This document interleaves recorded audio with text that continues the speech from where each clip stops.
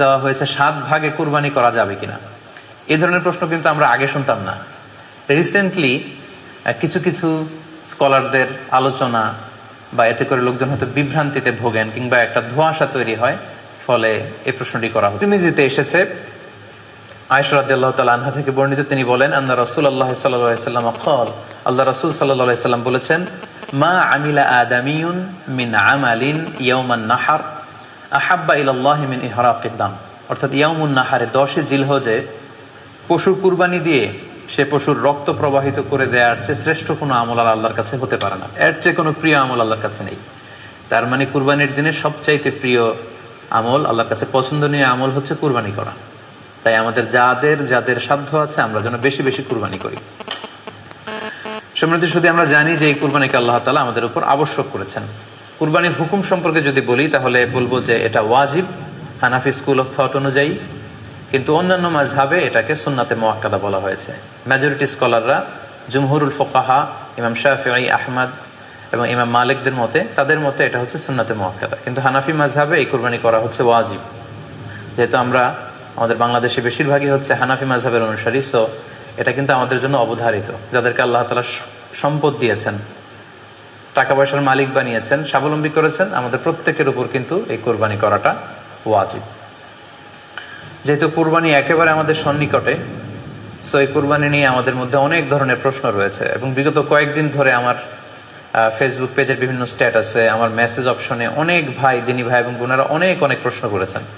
আসলে এতগুলো প্রশ্নের উত্তর আসলে আমাদের পক্ষে করা সম্ভব হবে না। সেখান থেকে খুবই কন্টেম্পোরারি, খুবই রেলেভেন্ট, প্রাসঙ্গিক 2-1টি প্রশ্নের ব্যাপারে আলোচনা করে আমরা আজকের এই সংক্ষিপ্ত লাইভটি শেষ করবো ইনশাআল্লাহ। খুব বেশি যে প্রশ্নটি করা হয়েছে সেটি হচ্ছে জানতে চাওয়া হয়েছে 7 ভাগে কুরবানি করা যাবে কিনা। এই ধরনের প্রশ্ন কিন্তু আমরা আগে শুনতাম না।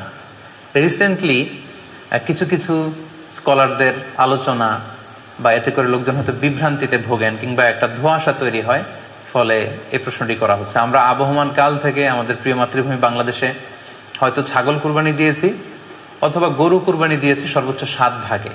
সো এটা আমাদের সবার কাছে জানা ছিল, এ নিয়ে আগে সংশয় ছিল না। ইদানিংকালে অনেকের মধ্যে এই বিষয়ে সংশয় জেগেছে। কেউ কেউ বলে থাকেন যে ভাগে যদি কুরবানি দেওয়া হয় 7 জনে মিলে, গরুতে বা মহিষে বা উটে, এই ভাগে কুরবানি হবে না, এটা অনেকে বলে থাকেন। এই কথাটি আসলে ঠিক নয়। আপনি যদি ভাগে কুরবানি দিতে চান এটি জায়েজ আছে, এবং একটি উটে বা মহিষে বা গরুতে আপনি সর্বোচ্চ 7টি ভাগে কুরবানি দিতে পারবেন ইনশাআল্লাহ। এ ব্যাপারে সহিহ মুসলিমের একটি হাদিসকে আমরা এখানে উল্লেখ করতে চাই।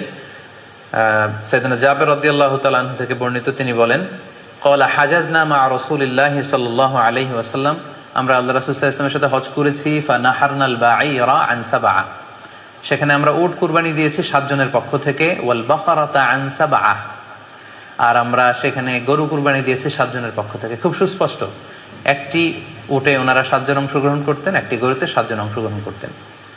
তো এই হাদিসের আলোকে অনেকে বলে থাকেন যে এটি হজের সময়, সফরের সময়, কিন্তু মুকিম অবস্থায় 7 ভাগে দেয়া যায় না। আসলে এই কথাটিও ঠিক নয়, কারণ সুনানে আবু দাউদের আরেকটি হাদিসে এসেছে যেখানে আল্লাহ রাসূল সাল্লাল্লাহু আলাইহি ওয়াসাল্লাম সুস্পষ্ট বলেছেন, সেখানে হজ বা কোনো সফরের উল্লেখ নেই। সেটা হচ্ছে জেনারেল স্টেটমেন্ট, অর্থাৎ আল বাকারাতু আন সাবআ, গরুতে সর্বোচ্চ 7 অংশ দিয়ে কুরবানি দেয়া যায়।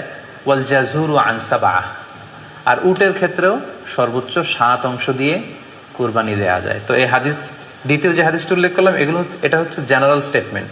সেখানে সফর, মুকিম কোনো কথা বলা হয়নি। ইন জেনারেলি বলা হয়েছে যে উটে 7 ভাগ দেয়া যায়, গরুতে 7 ভাগ দেয়া যায়।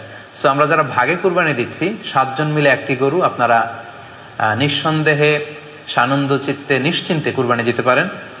সহিহ হাদিসের আলোকে এটি সাব্যস্ত, এতে কোনো সমস্যা নেই ইনশাল্লাহ। তবে ভাগে কুরবানিতে কিংবা যৌথ কুরবানিতে কয়েকটি বিষয় আমাদেরকে খেয়াল রাখতে হবে। নাম্বার 1 হচ্ছে নিয়ত। আপনাদের ইন্টেনশনটা ক্লিয়ার হতে হবে। প্রত্যেকেরই যাতে একই ইন্টেনশন থাকে, সবারই যাতে ইন্টেনশন থাকে যে শুধুমাত্র আল্লাহ তাআলার সন্তুষ্টির জন্য আমরা এই কুরবানি দিচ্ছি। এখানে কয়েকজনের যদি ইন্টেনশন থাকে যে আল্লাহর সন্তুষ্টি, অন্যজনের যদি নিয়তে ঝামেলা থাকে, তাহলে কিন্তু কুরবানিটা প্রশ্নবিদ্ধ হয়ে যাচ্ছে। কারণ ইন্নামাল আমালু বিন্নিয়াত, ইয়ানি ইন্নামা সাওয়াবুল আমালি বিন্নিয়াত, সমস্ত কাজের প্রতিদান দেয়া হবে আপনার ইন্টেনশন বা নিয়তের উপর ভিত্তি করে। সো এজন্য যারা খুব বেশি মুখলেস, খুব বেশি মুত্তাকি, তারা অনেক সময় যৌথ কুরবানি দিতে চান না। তাদের সামর্থ্য না থাকলে ছোট একটা ছাগল দিয়ে তারা একাকী কুরবানি দিতে চান। The safe, he want to be in the safer side.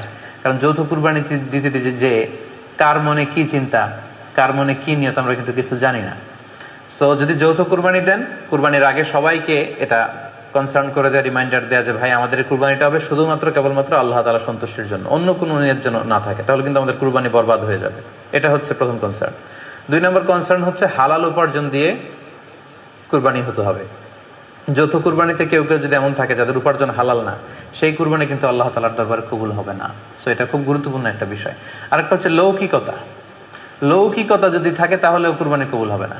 যৌথ কুরবানিতে কারো যদি এটা থাকে যে আমার গরুটা সবচেয়ে বড়, আমাদের গরুটা এলাকার সবচেয়ে বড় গরু, এবং সবাইকে বলে বেড়াচ্ছে যে এইবারের গরুটা সবচেয়ে বড় হয়েছে, আমার চেয়ে বড় গরু কেউ দিতে পারে না এই এলাকায়, তো এই জাতীয় যদি লৌকিকতা প্রবণতা কারোর মধ্যে থাকে তাহলেও কিন্তু তার কুরবানি কবুল হবে না। সো যৌথ কুরবানি যদি আপনারা দিতে চান, এই বিষয়গুলো আমাদেরকে খেয়াল রাখতে হবে। আরো একটি প্রশ্ন খুব বেশি আমাদের কাছে জানতে চাওয়া হয়েছে, সেটা হচ্ছে কুরবানির সাথে আকিকা দেয়া যাবে কিনা। খুব বেশি আলোচনা হচ্ছে এই প্রসঙ্গটা যে কুরবানির সাথে আকিকা দিয়ে দেয়া যাবে কিনা। এক্ষেত্রে আমরা উত্তরে বলবো যে কুরবানি এবং আকিকা আপনাদের খেয়াল রাখতে হবে যে ভিন্ন দুটি ইবাদত।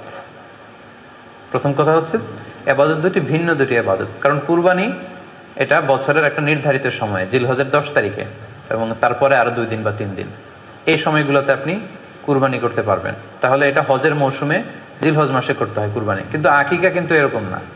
আকিকাটা যে কোনো মাসে হতে পারে। আকিকাটা হচ্ছে নবজাতক সন্তানের ভূমিষ্ঠ হওয়ার পরে শুকরিয়া স্বরূপ আল্লাহর কাছে যে কুরবানিটা করতে হয় সেটাকে আমরা বলি আকিকা। হাদিসে এসেছে আকিকা। তো সেটা হচ্ছে সন্তান কখন ভূমিষ্ঠ হলো সেটার উপর নির্ভর করে।